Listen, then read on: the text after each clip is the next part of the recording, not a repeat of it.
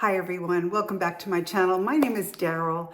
I have a story to tell you today about recovery, surgery, why I've been a little MIA recently, and a learning about my body. If you've ever gone through surgery or any kind of trauma in your life, whether it be physical or emotional, the body responds, and I learned that these past 2 weeks.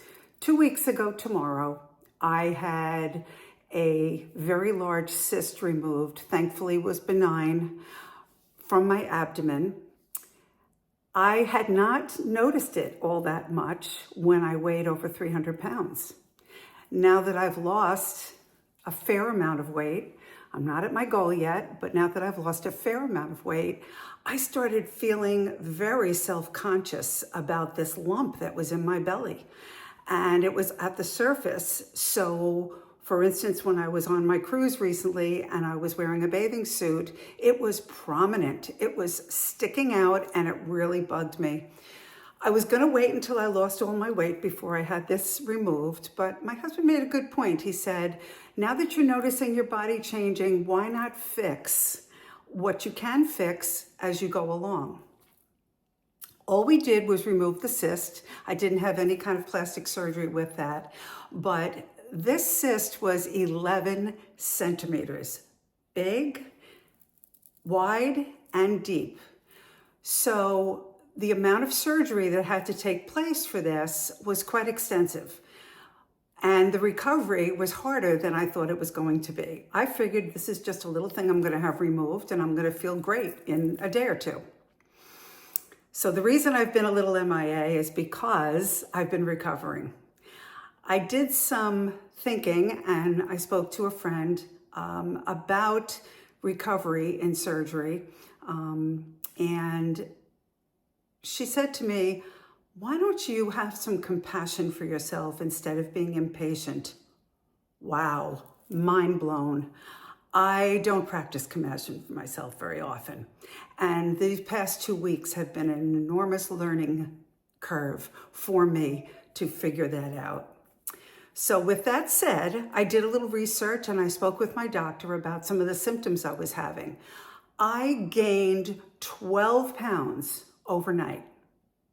From the day before the surgery till the day after the surgery, 12 pounds.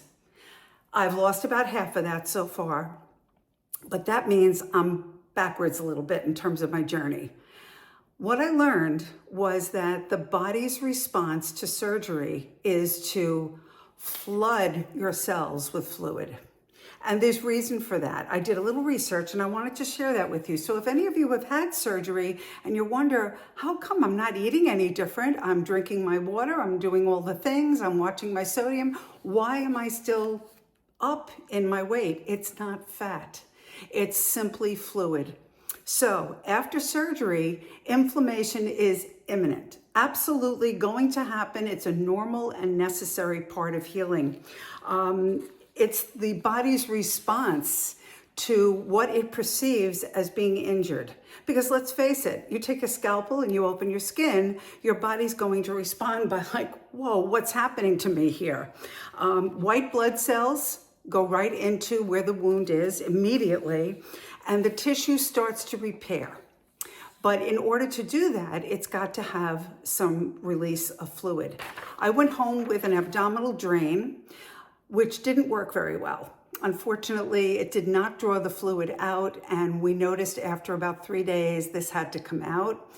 I won't go into the details of what happened when they removed the drain, but let's put it this way. It was kind of like a waterfall, and a lot of the fluid was released.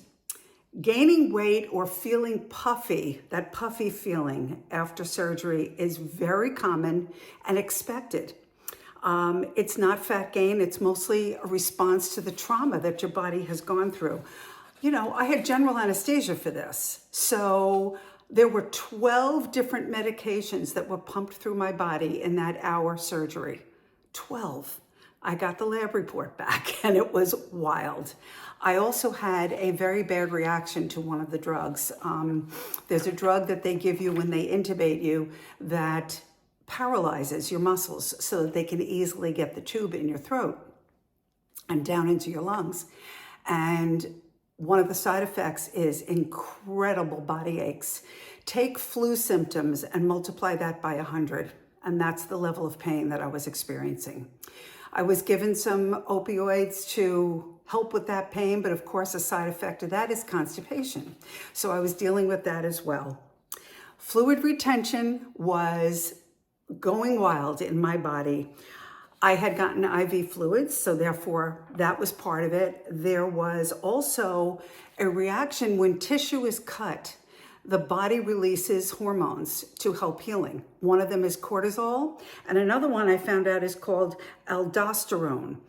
They are hormones that hold on to sodium in water naturally. 2 to 10 pounds is a normal weight gain. If you are overweight, you are tending to gain a little bit more than that. So hence my 12 pounds was very normal for what I was going through. My doctor was reassuring me that that was going to go away. And sure enough, I've lost more than half of that at this point. There's also other reasons why you retain fluid after surgery. You are not moving as much. I was told to walk around the house a little bit post-surgery, but quite frankly, abdominal surgery can be kind of nasty in terms of pain levels. And plus my legs were hurting from all of that reaction to the medication. Inflammation and healing is a response to the body trying to repair. There is a level of constipation and gut sluggishness naturally. And then add on top of the fact that I was off my GLP1 for 2 weeks prior to this. Thankfully, I didn't have too many symptoms come back in terms of, wanting to overeat or anything, but my body was going through an influx of change. It was used to being sluggish, and now we've added in more sluggishness due to the medications that were given me and the stuff I was going through. So there's constipation, there's a gas buildup, there's abdominal bloating naturally, and when you have abdominal surgery, you can multiply that by 10 times at least. So the hormones are kicking in, the fluids are kicking in. All those things are trying to release your body of everything that you've gone through during that hour of trauma that I was experiencing. Abdominal tissue, I found out, is very thick and vascular. So that means that a lot of my fluids were rushing to that spot to try and heal it. Swelling under the incision was normal. In fact, I was a little concerned that it might even be infected, so I sent some pictures to my doctor because he's an hour and a half away, and I wasn't about to go driving up there just to have him look at my incision. So they reassured me that what they were seeing was normal inflammation and redness, very normal. Also, when you have a lot of belly fat, that is not great tissue to be surrounding a healing wound, so it slows down the healing process as well. I wasn't happy about that, but again, I'm trying to give myself some compassion. So, with all of that said, how do you take that experience and heal? One of the things I learned is that I needed to exercise compassion to myself, give myself a break for the fact that I had really gone through hell and back again. And even though it was a minor surgery, it was still very traumatic to my body. Think about 11 centimeters, removing that from your body, because what showed on the outside was only like the iceberg. There was a lot underneath, and it was down towards my muscle layers. So he had to do a lot of work. My doctor was very skilled. My scar is not terrible. It's not pretty, but it's only 2 weeks old. So again, compassion, Daryl, compassion. So I did a little thinking about what I could do to heal myself and speed up this process. The first thing was compassion. The second is to hydrate. I am enormously dehydrated from this surgery. And so I upped my water from 64 ounces to 90 ounces. Yes, I am living in the bathroom, but it is helping tremendously to release some of that water. I'm moving a little bit more now. The other day, I went for a walk in the grocery store. I just went up and down the aisles, holding on to the baskets for stability. I'm not quite comfortable walking outside yet. My doctor said I cannot lift weights until I see him on the 19th of this month.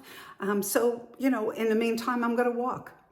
I'm going to reduce my sodium. I was craving sodium for some reason after the surgery, and I was adding salt to things, and I wanted a burger with, all the things on it and ketchup and all of that stuff. And so I need to stay away from that. So we went to the store the other day. I bought a ton of fish. We've got that going in the freezer, ready to go.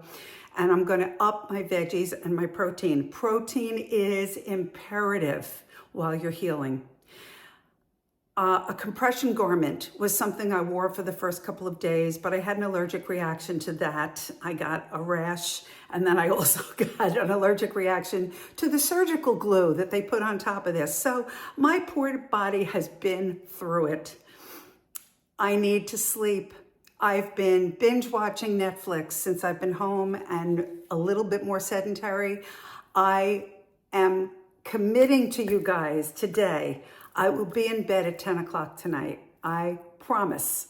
And I'm saying this to the internet and to the world and to YouTube and to me, that I need to get my sleep again and stop this habit that I have. And that's all it is. Luckily, I'm not eating and overeating from all of this reaction, which normally, post-surgically, that was a big thing I did. A lot of soothing with that. So, that did not happen this time, and I'm really proud of myself for that. Really proud of myself for that. So I will give you an update in a couple of days or a week and let you know how things are going. But so far, so good. I see him next week. I see the doctor next week, and hopefully I will get the okay to resume a lot of the activities. I think my pool workouts are going to be postponed a little bit because of the gnarliness of my incision. We want to have that 100% healed before I head back into the pool. But I wanted to share compassion with you guys. I wanted to share my learning. I wanted to share the fact that I am on the rebound and healing every single day now. Have a great day, everyone. See you next time.